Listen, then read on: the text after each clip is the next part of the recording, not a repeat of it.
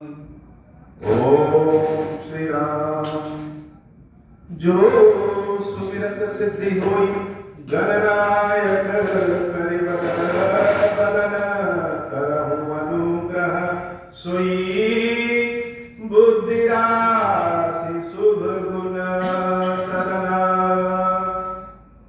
बंदऊ गुरु पद पदुम परागा सुरुचि सुबास सरस अनुरागा मंगल भवन अमंगल हारी उमा सहित जहि जपत पुकारी सुमिर शिवा शिव पाई पसाऊं बरनऊ रामचरित चित चाऊं पानी ग्रहण जब कीन महेशा हर्षे तब सकल सुरेशा हरि रामचरित सब आए प्रेम पुलक लोचन जल छाए कवन सो काज कठिन जग माही जो नहीं होई तात तुम पाही राम काज लगी तब अवतारा सुनता ही भयऊ पर्वताकारा। हे महादेव, इस जगत बाबा, इस जीवन बाबा, न कोई कार्य कठिन है न ही कोई कार्य असंभव है भैया। सारे कार्य सरल और संभव हो जाते हैं बाबा, अगर आपकी कृपा हो जाए। श्री हनुमान जी महाराज लंका में प्रवेश करके और विभीषण जी महाराज के पास पहुंचे। जब दो भक्त मिलते हैं तो आपस में क्या बात करेंगे? भगवान के बारे में। जैसे कोई दो खेल प्रेमी मिले तो वो आपस में खेल के बारे में बात करेंगे, लेकिन जब दो भक्त मिलते हैं वह दोनों मिलकर के भगवान की ही बातें करते हैं।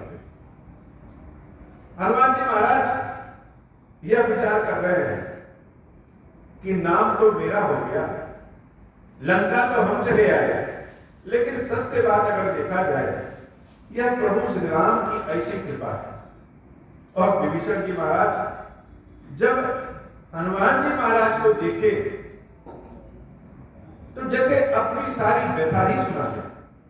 जीवन में कोई कोई ऐसा मिलता है जिसको देख करके ही लग जाता है कि इस व्यक्ति से जैसे आज की नहीं जन्मों की जान पहचान है। और बहुत से लोग ऐसे होते हैं जो जीवन पर्यंत साथ रहते हैं फिर भी जान पहचान नहीं हो पाती। हनुमान जी महाराज को जब विभीषण जी महाराज देखते हैं तो बड़े भाव विभोर हो जाते हैं। कल की कथा में हम लोगों ने सुना कि किस प्रकार से हनुमान जी महाराज और विभीषण जी महाराज की वार्तालाप हुई। और विभीषण जी महाराज एक समय ऐसा आया कि निराशा के दौर में चले गए, लेकिन अचानक जैसे प्रभु की कृपा होती है तो वह निराशा से आशा में चले आते हैं। और हनुमान जी महाराज विभीषण जी महाराज से पूछते हैं कि हे भाई, लंका में हम जानकी माता को ढूंढने आए हैं, जानकी मैया कैसे मिलेंगी, कहां मिलेंगी, उसके बारे में बताइए।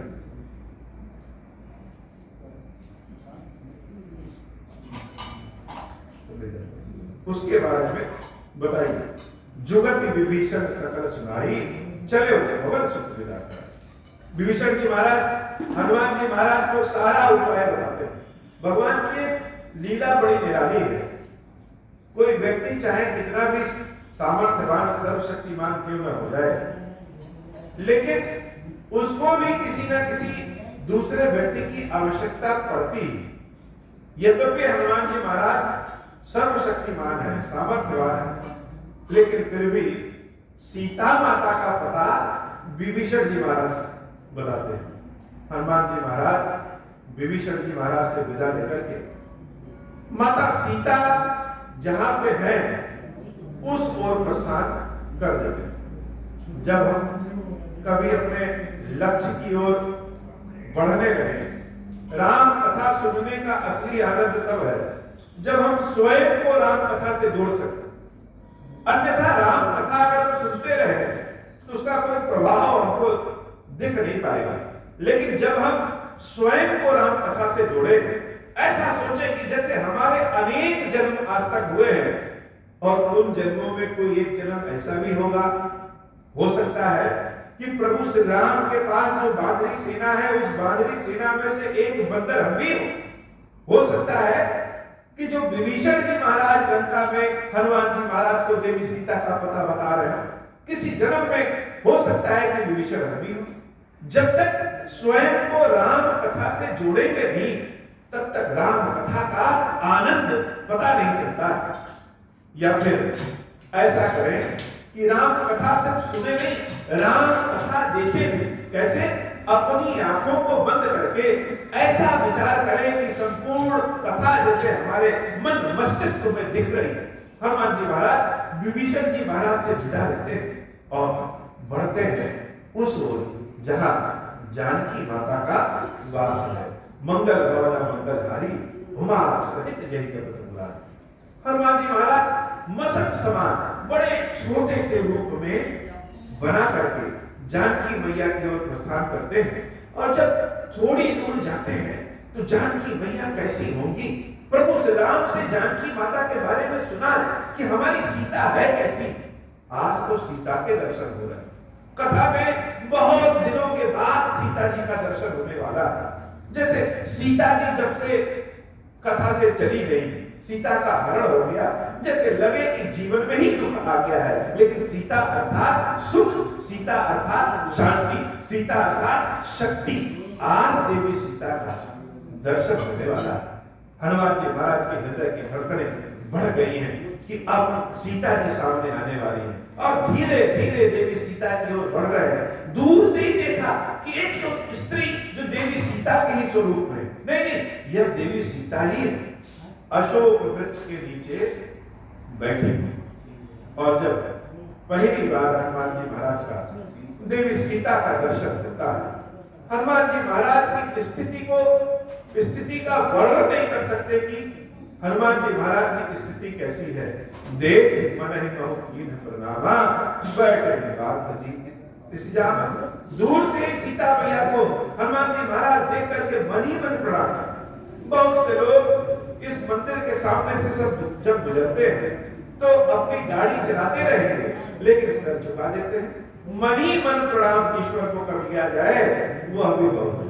माता सीता को दूर से देख करके जब हनुमान जी महाराज मन ही मन प्रणाम करते हैं और सीता जी को देखते हैं तो जैसे लगता है कि उनके अंदर की सारी शक्ति ही समाप्त हो गई। जो पवन के वेग के समान हर जगह उड़ते चलते हैं, वो हनुमान जी देवी सीता का दर्शन करके उसी स्थान पर धम्म से बैठ जाते हैं। क्यों? क्योंकि क्या सुना था हमने प्रभु से कि हमारी सीता कैसी है, हमारे सीता के बाल कैसे हैं, हमारे सीता का रूप कैसा है, हमारे सीता पे तेज कितना है। लेकिन यहाँ पे जब माता का ऐसा स्वरूप देख रहे हैं तो माता की यह स्थिति श्री हनुमान जी महाराज से देखी नहीं गई। हम सब अगर अपनी माता की ऐसी स्थिति देखें तो हम सब भी नहीं देखी जाएगी। जगत जननी जानकी मैया की ऐसी स्थिति, जिसके पति स्वयं भगवान श्री राम है, जिनके देवर लक्ष्मण जी, भरत जी, शत्रुघ्न जी हैं, जिनके ससुर परोपकारी कल्याणकारी महाराज दशरथ हैं, जिनके लिए देवराज इंद्र भी अपनी गद्दी छोड़ देते हैं, और तो और जिनके पिता स्वयं जनक जी महाराज हैं, जिनके एक इशारे पे राजाओं के मुकुट जिनके चरणों में बिछे रहते थे। आज वह देवी सीता की ऐसी स्थिति, माता सीता का ऐसा रूप, हनुमान जी महाराज जब देवी सीता का ऐसा रूप देखते हैं तो उसी स्थान पे बैठ जाते। आगे चलने की शक्ति ही नहीं। जिनको हम बजरंग बली कहते हैं, वह बजरंग बली माता सीता के रूप को देख करके उसी स्थान पे बैठ गए। माता सीता दिख कैसे रही? देखी मनहि महु कीन प्रणामा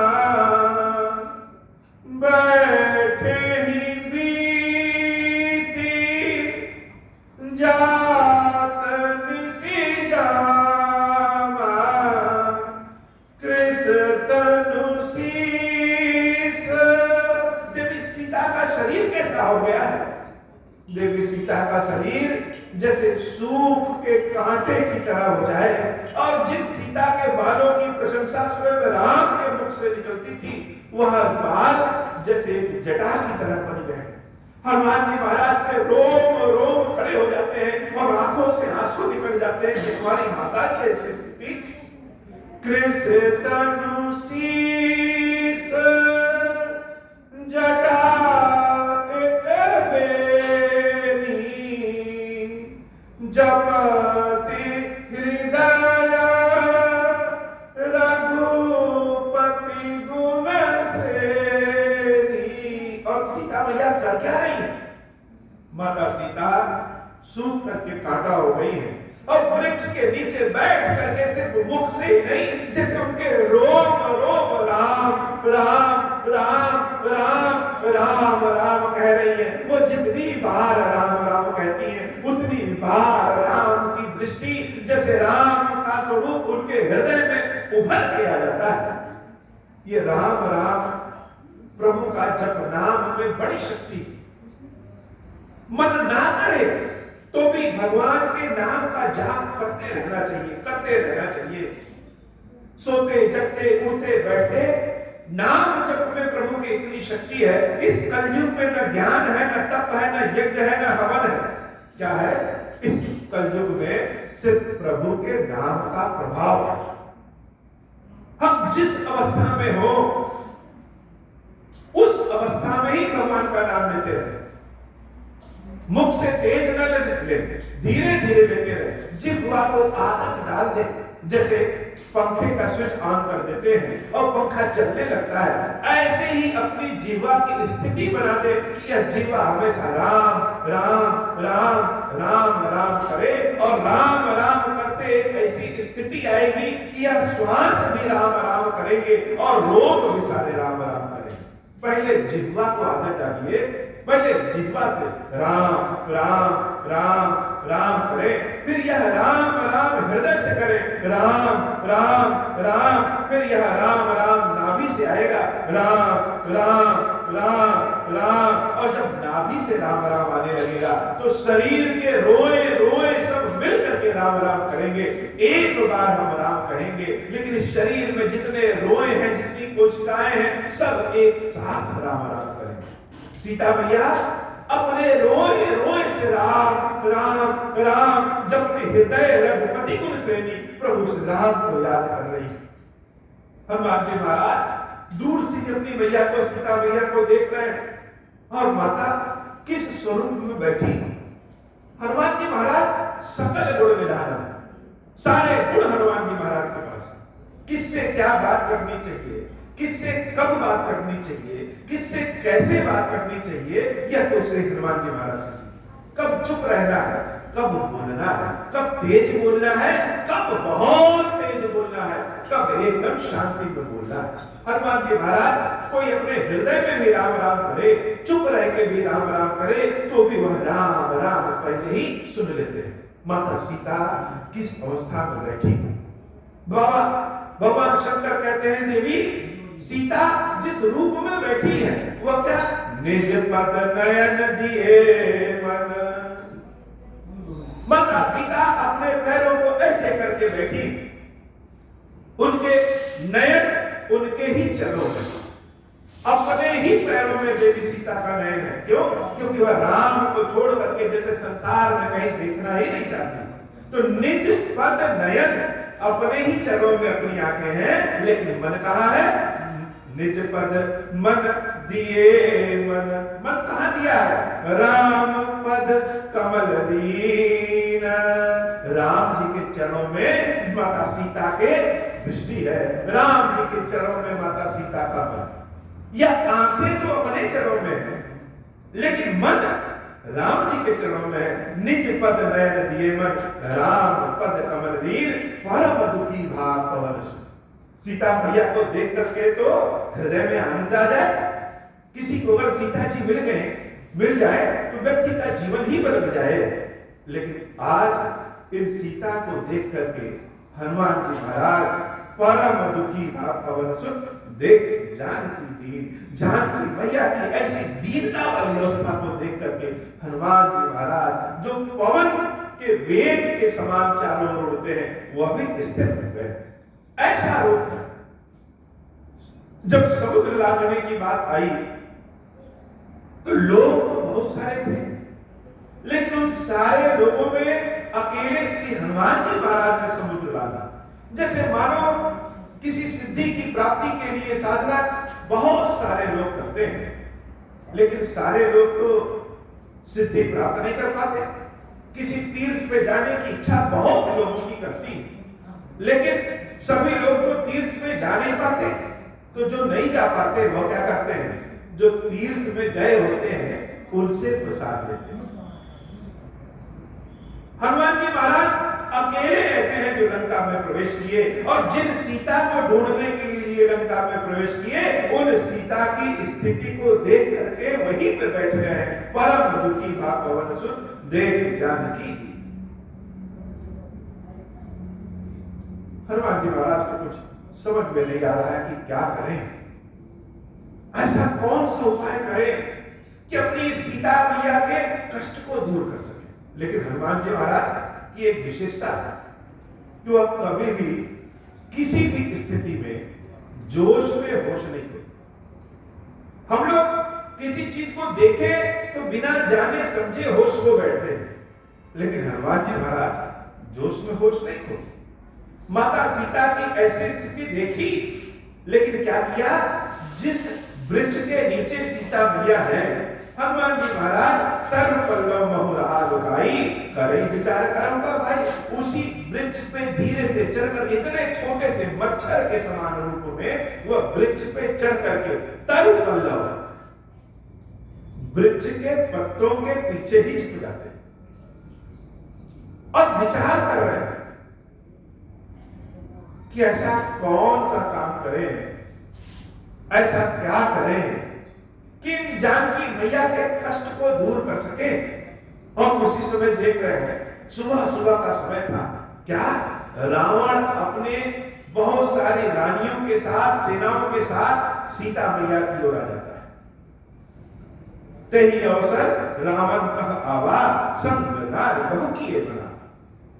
बहुत रूप बना करके महारानियों को लेकर के रावण देवी सीता से मिलने देवी सीता के पास अशोक वाटिका में पहुंचता है और अनेक विधियों से, अनेक उपायों से वह सीता को समझाता है। बहुविध कर सीता ही समझावा, साम दान भय देता, लालच देता है, भय देता है, कूटनीति की बात करता है और बहुत तरीकों से देवी सीता को समझाता है।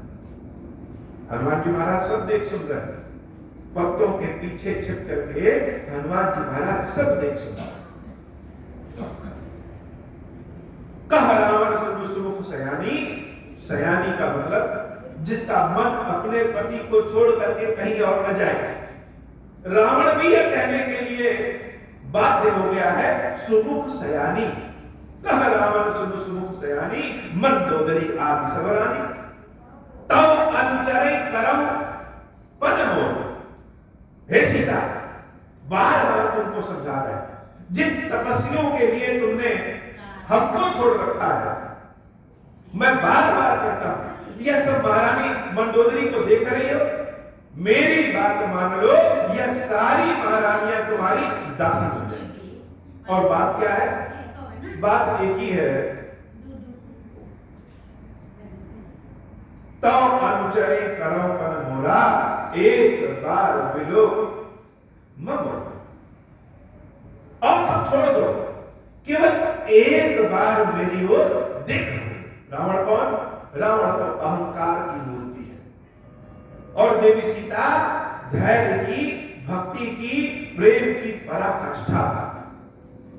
रावण को यह लग रहा है कि जिसने त्रैलोक की विजय प्राप्त कर लिया, एक कम उम्र की युवती को अपनी बात नहीं मनवा पा रहे, तो सारे शर्तों को छोड़ दिया, केवल एक बार मेरी ओर देख भर लो, इन सारी रानियों को तुम्हारी दासी बना देंगे। और देवी सीता क्या कह रही है? देवी सीता एक तिनका उठाती है और तिनके को अपने और रावण के बीच में रख करके कहती हैं, त्रिनधरी ओट कहत वैदेही सुमरि अवधपति परम स्नेह। मानो यह बताना चाहती हूं कि हे रावण, मेरे राम के सन्मुख तुम इस तिनके की भांति, इस तिनके से ज्यादा राम के सन्मुख तुम्हारी कोई भी हैसियत नहीं है।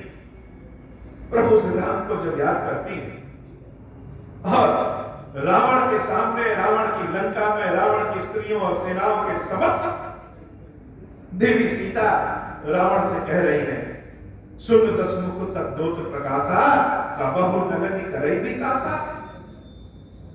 अस मन समुझ कहत जानकी खल सुध नहीं रघुवीर आनकी। हे रावण, क्या किसी कमल को किसी जुगनू के प्रकाश से खिलते हुए देखा है? रे मूर्ख, तुम इतने ही बहुत वीर बहादुर होते तो मेरे राम से युद्ध करके मुझे ले आए होते। कहां मेरे राम और कहां तुम? राम अगर सूरज है तो तुम तो जुगनू हो। जब स्वयंवर हुआ था तो राम ने मेरा वरण भगवान शंकर के धनुष को मध्य से तोड़ करके किया था, जिस धनुष को तुमने छूने से मना कर दिया।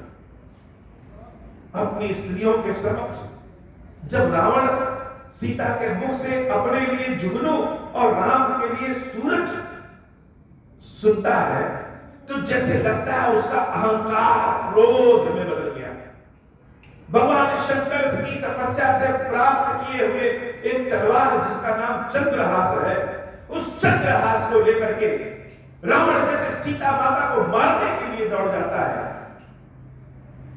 आपको ही सुनि खदोत्सम राम ही भानु समान, परश वचन सुनि काढ़ी अस बोला अति खिसिया, सीता प्रेमम तित अपमाना। हे सीता, तुम मेरा अपमान कर रही हो। जो यमराज लोगों के प्राण खींचते हैं वह यमराज भी मेरे यहां लंका में पानी भरते हैं। जिस नवग्रह से सारे लोग परेशान होते हैं उन नवग्रहों को हम अपनी सीढ़ी बना करके अपनी गद्दी पे बैठते हैं। शायद तुमको पता नहीं है कि तुम किससे बात कर रही हो। भगवान शंकर भी मेरे सन्मुख आकर के कुछ बोलते नहीं है, ब्रह्मा जी भी भयभीत होते हैं। अब तुम उस तपस्वी को सूरज कह रही हो और हमको जुगनी कह रही हो। इसी भगवान शंकर के तलवार से तुम्हारा गला अभी काट देंगे। कटे होता उसे निकट निकलवाना, ना ही कसपति मान लो बानी, सुख की होती न तो जीवन हानि। मेरी बात मान लो या जीवन से धो बैठो। रावण क्रोध में आकर के उस तलवार से जैसे सीता माता को भी मारे देगा। और सीता मैया क्या है? सीता मैया के भीतर तो जैसे राम के प्रेम के अलावा कुछ है ही नहीं। माता सीता क्या करती है? दौड़ करके उस भगवान शंकर के तलवार को ही पकड़ लेती है। अब उस तलवार से प्रार्थना करती है कि हे भगवान शंकर, मैंने भी आपकी बड़ी सेवा की, बहुत अभिषेक किया, जैसी बुद्धि आपने दिया उस रूप से शंकर पार्वती दोनों की सेवा किया और आपके ही आशीर्वाद से प्रभु श्री राम हमको मिले हैं। लेकिन आज मेरा प्रेम कलंकित होने वाला है। हे नाथ, एक दया करिए। तलवार से प्रार्थना कर रहे हैं कि दया करिए, मेरा वध कर दीजिए। कम से कम देवी सती की तरह